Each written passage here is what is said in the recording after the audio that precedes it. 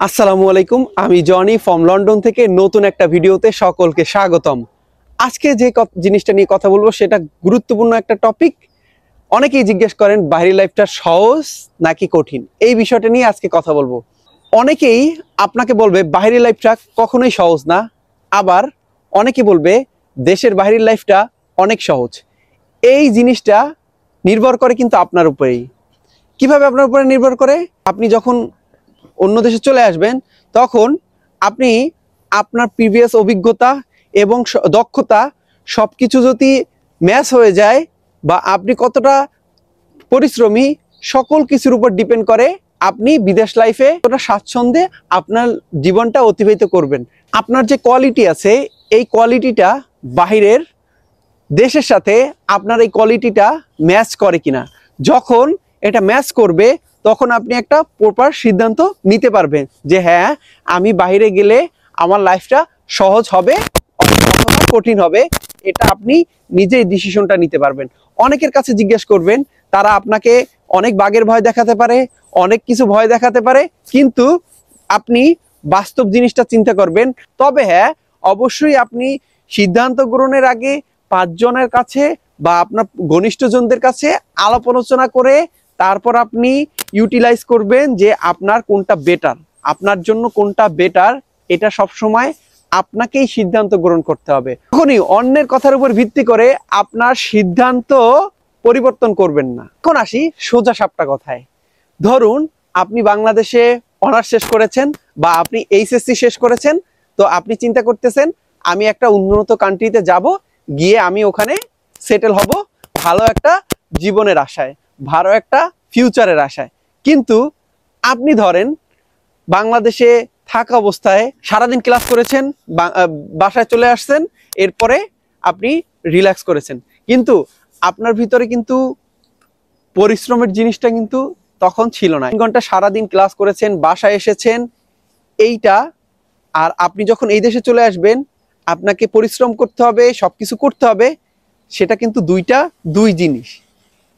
এই যে ব্যক্তিটা যে সারাদিন ক্লাস করেছে, বাংলাদেশ থাকতে কোনো ধরনের কাজ করেনি, কোনো ধরনের পরিশ্রমের তার মাথায় নেই, কোনো ধরনের অভিজ্ঞতাই নেই, সে যখন বাংলাদেশ থেকে কোনো একটা উন্নত কান্ট্রিতে এসে চলে আসবে, তার যে দিন ছিল, যেভাবে কাটিয়েছে, লাইফ লিড করেছে, এইখানে কিন্তু সেই ধরনের লাইফ লিডটা করতে সে পারবে না। তখন তার মাথার উপরে ইউনিভার্সিটির প্রেশার থাকবে, অ্যাকোমোডেশন প্রেশার থাকবে, ট্রান্সপোর্টেশন প্রেশার থাকবে, সকল কিছুর একটা প্রেশার তার মাথার ভিতরে থাকবে। তার কিন্তু পরিশ্রম করতে হবে, পরিশ্রমের কখনো বিকল্প নেই। এখন এই ব্যক্তিটাই অনেক স্ট্রাগল করবে এইখানে এসে। আবার ধরুন বাংলাদেশ থেকে একজন মানুষ কাজ করেছে, দিন শেষে পরিশ্রম করেছে, তার ইউনিভার্সিটি শেষ করেছে, সবকিছু শেষ করেছে, শেষ করেই কিছু কিছু মানুষ বাংলাদেশ থাকা অবস্থায়, অনার্সে ইন্টারে থাকা অবস্থায় সে পরিশ্রম করে তিলে তিলি করে বড় হয়েছে এবং সে এখন জব করতেছে, অনেক পরিশ্রম করতেছে।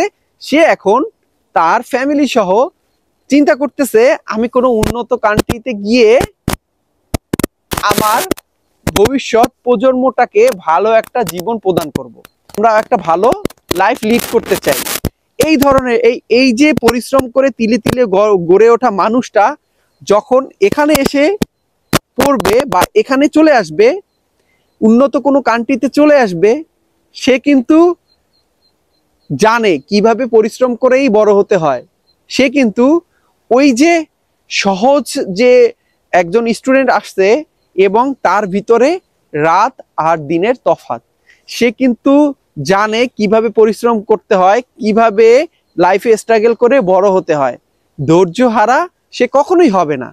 আবার যে ছেলেটা কোনো কাজ করেনি, সে অনার্স বা ইন্টার শেষ করে এই দেশে চলে আসছে বাবা মার টাকায় বা কোনো ধরনের অভিজ্ঞতা ছাড়া, তার কাছে আপনি যখন জিজ্ঞেস করবেন, সে তো আপনাকে বলবেই লাইফটা অনেক কঠিন, বিদেশ লাইফটা অনেক কঠিন। কিন্তু এই যে ব্যক্তিটা যে পরিশ্রম করে তিলে তিলে গড়ে উঠেছে, তার বাংলাদেশেই পরিশ্রম করেই একটা নিজের শক্ত অবস্থান তৈরি করেছিল, সে যখন এইখানে এই কোনো উন্নত কান্ট্রিতে আসবে, সে কিন্তু জানবে যে আমাকে ওইখানে গেলে অবশ্যই আবার প্রথম থেকেই শুরু করতে হবে, এবং সে সেটাই করবে।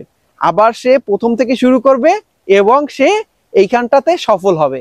এখন দুইটা মানুষ দুই ধরনের আপনাকে উদাহরণ দিবে।